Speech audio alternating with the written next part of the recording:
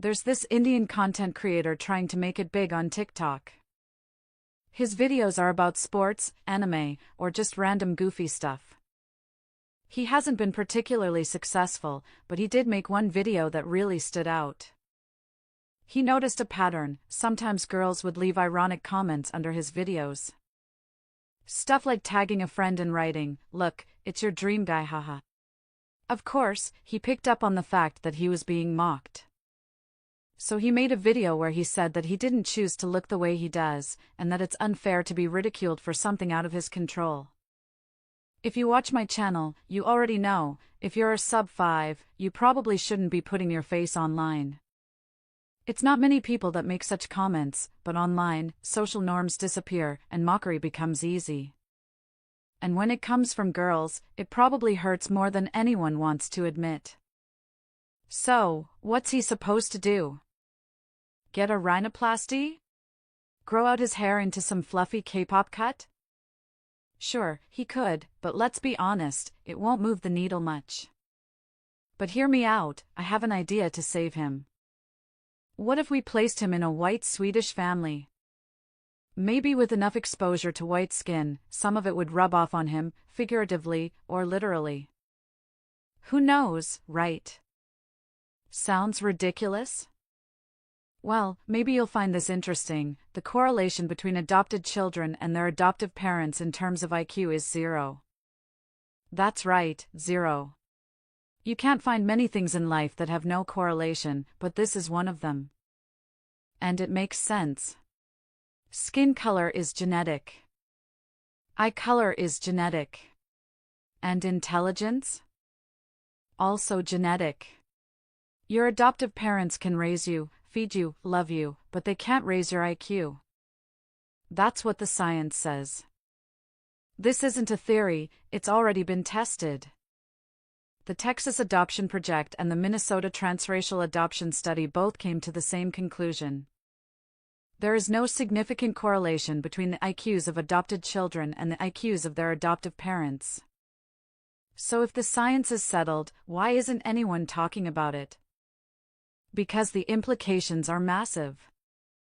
It would force people in the West to acknowledge that not every discrepancy in education or income is due to inequality or discrimination. This kind of data completely dismantles socialist ideology. That's why you don't hear it on TV, or in classrooms, or from celebrities. In the West, you simply can't talk about genetics.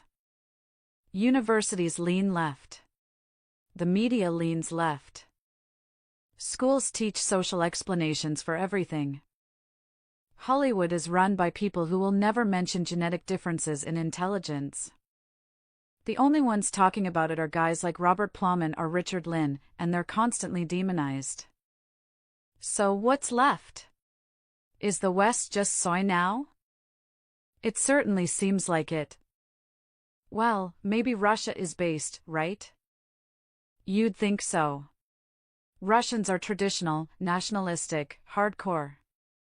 They don't do woke, they don't do pronouns, maybe they're the ones who actually tell the truth. Except. No. Let's look at based Russia for a second. The book The Bell Curve is banned in Russia. Russia has the largest Muslim population in Europe. Russia is a global hub for shady PDFs and underage content. Russia has the lowest life expectancy in Europe, the highest murder rate, and one of the most extreme denier of genetics is Vladimir Putin. Putin sees Nazis everywhere. Maybe it's because he's not that intelligent, or maybe it's just short man syndrome. Censorship, bans, propaganda. By 2025, the left and right no longer exist. There are only two groups left, those who deny genetics, and those who know the truth. Putin bans everything related to genes. Ironically, when it comes to genetics, the West is more based than Russia. To his credit, Putin is great at producing propaganda for low-IQ Westerners, the disillusioned, the angry, the terminally online. Russia doesn't even try to spin a moral narrative. The West wraps everything in ethics and high IQ reasoning. Russia just lies. So how did this all happen? Historically, Russia has always been behind. While the Netherlands and Germany were using Mendel's laws to increase food production, the Soviet Union was busy denying that genetics existed, thanks to Lysenkoism. As a result, thousands starved. Soviet ideology claimed that all group differences are caused by environmental or socioeconomic factors. The biggest enemy of that belief was Adolf Hitler, who took the exact opposite view. He believed that peoples are biologically different and that Western Europeans were genetically superior. Which I distance myself of. That wasn't the only ideological divide between and the communists. The communists promoted feminism, supported state-run psychoanalysis in schools, wanted to abolish religion, and pushed for a centrally planned economy. They fought, and Germany lost. Ironically, a few years later, the communists started using Mendelian genetics to feed their people. Then, a few years after that, the planned economy collapsed. But there's a problem: countries like Poland built their entire national identity around fighting Nazis. Hitler saw Poland as a gateway to Russia, and Poland resisted. In both Russia and Poland, the dominant ideology now says, genes don't matter. Not a single Eastern European party talks about genetics. But Russia is especially bad because they haven't been liberated by the West. This video alone would get you thrown in prison in Russia, assuming anyone there was even capable of making a video like this. Every time Russia invades a neighbor, they say, there are Nazis. That one word justifies anything in their moral universe, even rape and murder.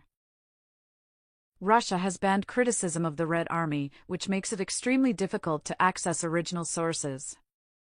In some cases, massacres were falsely attributed to Germans for decades, and only when overwhelming evidence emerged did Russian officials reluctantly admit the truth. You should take anything a Russian says about history with a grain of salt.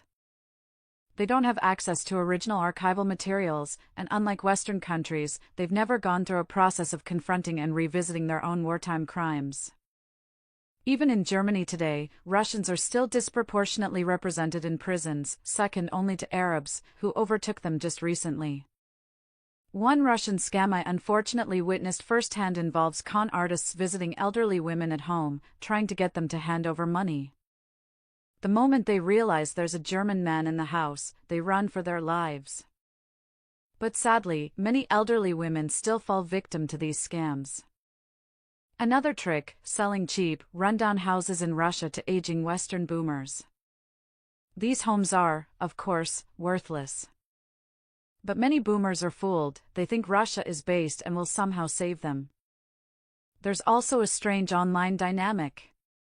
When you confront Americans about U.S. war crimes in World War II, they usually say, "I distance myself from that." Russians, on the other hand, say things like, "You would have done the same if you hadn't been punished." So why are some Americans still against me? Why do they insist that Slavs are white?